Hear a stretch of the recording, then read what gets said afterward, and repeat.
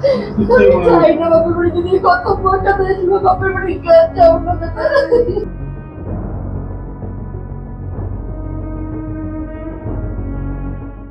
বাড়িতে কেউ না থাকার সুযোগে লক্ষাধিক টাকার সোনার গয়না ও নগদ 10,000 টাকা নিয়ে চম্পট দিল দুষ্কৃতী।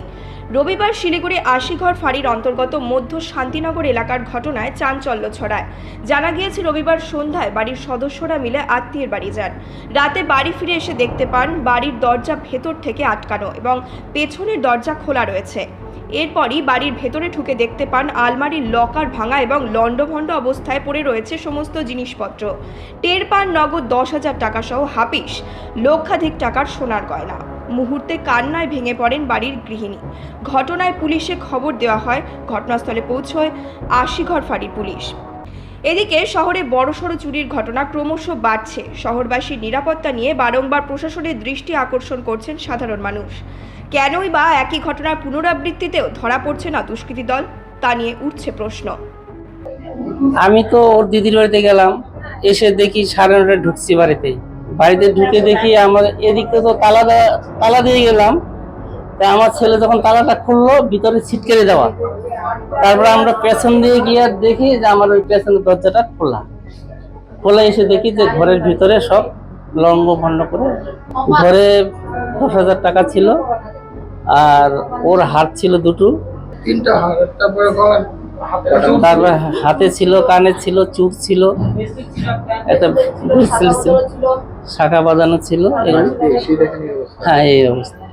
আমরা 9:40 কি 50 হবে এরকম ভাবে ঢুকেছি আর কি। এটা এখন কয় বুড়ি হবে শোনাবো, মোটামুটি 6 বুড়ি হবে। হ্যাঁ ছিল, পুলিশ এসেছিল, পিসি পার্টি এসছে। ওরা বললো যে ঠিক আছে, আমরা আপনাদের ফোন পাওয়ার সাথে সাথে আমরা সব থানাকে অ্যালার্ট করে দিয়েছি, সব দোকানে অ্যালার্ট করে দিয়েছি, যাতে এগুলো যদি কেউ বিক্রি করে আমাদেরকে জানাবে। এখন খুবই মর্মান্তিক ব্যাপার এটা। এলাকার মধ্যে খুব চুরির ঘটনা বাড়ছে। আমরা প্রশাসনের কাছে বলবো যে প্রশাসন এই ব্যাপারে একটু ধ্যান দিক। প্রতিটা বাড়িতে এই নিয়ে আমাদের মধ্য শান্তিনগরে মনে হচ্ছে 3-4টে চুরির ঘটনা এই রিসেন্ট 1 সপ্তাহের মধ্যে ঘটলো। তো আজকের দিনে এই যে মহিলার দেখছেন পরিস্থিতি, আমাদেরও খুব খারাপ লাগে। আজকে সারা জীবনের গয়নাগাটি নিয়ে সঞ্চয় করে গয়নাগাটি বানানো, তারপরে যদি বাড়িতে এই পরিস্থিতি হয়ে যায়, মানুষ আধা ঘন্টার জন্য যদি বাড়ি ছেড়ে যায়, ততক্ষণের মধ্যে এইরকম ঘটনা ঘটে যাচ্ছে। খুব বড় একটা চক্রান্ত চলছে এই সব এরিয়াতে। প্রশাসনের কাছে আমরা আবেদন জানাবো যে এই ব্যাপারগুলো প্রশাসন একটু নড়ে চড়ে দেখুক, খুব কঠোরভাবে এটার ব্যবস্থা করুক।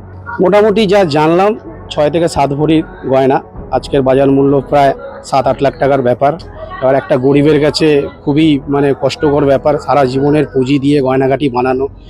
আর পয়সাও ছিল, কিছু ক্যাশ ছিল ঘরে, যত কমসে কম 10-15 হাজার টাকা তো থাকেই।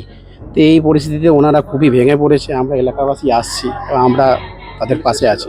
পুলিশ এসেছিল, পুলিশ তো বলে গেল যে আমরা ব্যবস্থা করব। জানি না কতটা ব্যবস্থা করবে, কিন্তু প্রশাসনকে আমরা বলবো যে এই ধরনের জিনিসগুলো হচ্ছে, এগুলোকে খুব কঠোরভাবে ব্যবস্থা নেওয়া, আর খুব তাড়াতাড়ি এগুলোর ব্যবস্থা নেওয়া। শিলিগুড়ি থেকে দেবিকা দত্তের রিপোর্ট, নিউজ মেট্রো।